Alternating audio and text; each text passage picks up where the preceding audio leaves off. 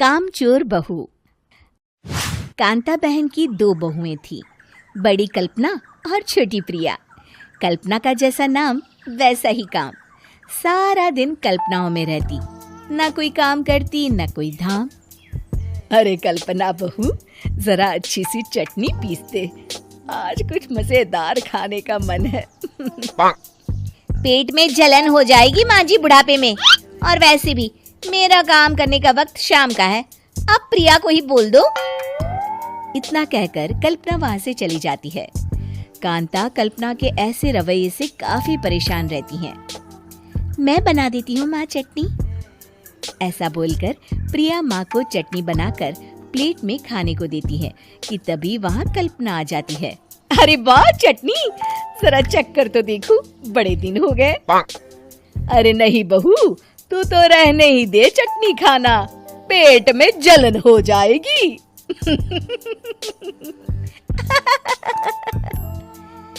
इतना कहकर कांता और प्रिया दोनों हंसने लगते हैं। कल्पना सारा दिन या तो मोबाइल में यूट्यूब देखती या फिर सोती रहती। उसका कमरा भी बिखरा और गंदा रहता। उसका पति अशोक उससे कहता है, अरे कल्पना, जानवर भी उस जगह को साफ कर लेता है जहाँ वो बैठता है, तुम तो इंसान हो, कैसे इतने गंदे कमरे में रह लेती हो? देखो सारा सामान यहाँ वहाँ बिखरा पड़ा है। ज्यादा अपनी माँ का बोल ना बोलो। हाँ, कमरा तुम्हारा भी तो है, गंदा लग रहा है तो साफ कर लो। पता नहीं तुम्हारे साथ मैं कैसे जिंदगी बिताऊंगा। इतना कहकर अशोक वहाँ से चला जाता है। कल्पना बस खाना खाने कमरे से बाहर आती और फिर से कमरे में चली जाती। इससे कांता बहन काफी परेशान रहती। एक दिन प्रिया कांता से कहती है, माँ, मैं सारा दिन काम करके थक जाती हूँ, आप कल्पना दीदी से कहिए ना कि सुबह और शाम का काम बांट ले। मैं तो अब सिर्फ एक वक्त का ही काम करूँगी। हाँ। अरे तू वो भी ना करना, एक बहू तो कामचोर थी ही, दूसरी भी आ गई काम ना करने के बहाने लेकर। तभी वहाँ प्रिया का पति रमेश आ जाता है। माँ, मैं देख रहा हूँ भाभी कोई काम नहीं करती, प्रिया सारा दिन घर और रसोई का काम करती है, अब कुछ करो ना माँ।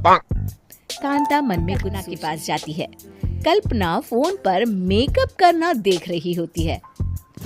कल्पना, तुम सारा दिन बस मोबाइल देखती हो, घर का कोई काम भी कर लिया करो। प्रिया सारा दिन काम करके थक जाती है, आज से मैंने फैसला किया है, एक वक्त का काम तुम करोगी, सुबह का खाना तुम बनाओगी और रात का प्रिया। आप लोगों ने काम को हवा बना रखा है। अरे पता नहीं थोड़ा सा ज्यादा काम करने में आप लोग घबरा क्यों जाते हैं। और हाँ, बहुत ज्यादा प्रिया की तारीफ मत करिए मेरे सामने, बड़ी बहू तो मैं ही रहूंगी। मैं कुछ नहीं जानती, कल सुबह मुझे वक्त से खाना चाहिए, रसोई में आ जाना, वरना कल से तुझे खाना नहीं मिलेगा। अगली सुबह कल्पना रसोई में नहीं आती है।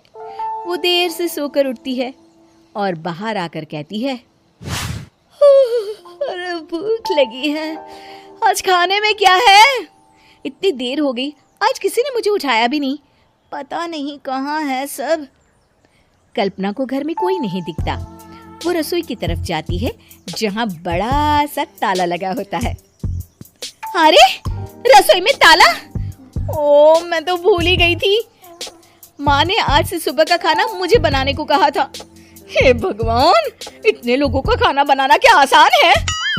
तभी घर के सारे सदस्य बाहर से वापस आते हैं। वाह माँ जी, मजा आ गया छोले भटूरे खाकर। मेरे मुंह में तो अभी भी स्वाद आ रहा है। अरे कल्पना, तेरे भरोसे रहते तो हम तो भूखे ही रह जाते। कल्पना को बहुत गुस्सा आ जाता है। अब बहुत हो गया, आज से मैं अपनी रसोई अलग कर रही हूँ, मैं अपना खाना खुद बना लिया करूँगी। कल्पना अपनी रसोई अलग कर लेती है, पर आए दिन उसका देर से उठना करने की आदत से वो भूखी ही रह जाती थी। उसी के सामने घर के लोग अच्छे अच्छे पकवान खाते और कामचोर कल्पना को जैसे तैसे ही खाना बनाकर खाना पड़ता। पर एक दिन तो हद ही हो गई। माँ, दीदी आज सुबह से कमरे से बाहर नहीं निकली, हमें जाकर देखना चाहिए। सो रही होगी कामचोर कहीं की, पर तुम कहती हो तो चलो देख लेते हैं उसे। कल्पना कमरे में पेट पकड़कर बैठी होती है। हाय मेरा दर्द, पेट दर्द के मारे मर रही हूँ मैं।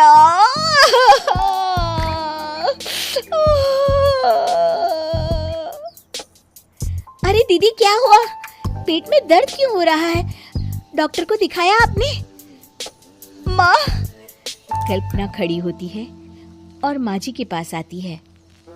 मुझे माफ कर दीजिए, अब से मैं सारे काम में मदद करूंगी, कभी आलस और काम चोरी नहीं करूंगी। हाँ वो तो ठीक है, लेकिन अचानक क्या हो गया जो तू काम करने को तैयार हो गई? कामचोर कल्पना।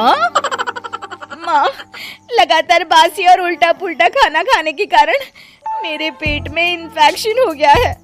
काम न करना पड़े इसलिए मैं 2 दिन का खाना एक दिन ही बना लेती थी। बासी और खराब खाना खाने के कारण लेने के देने पड़ गए। पेट में दर्द हो रहा है। चलो अच्छा हुआ, देर आए दुरुस्त आए।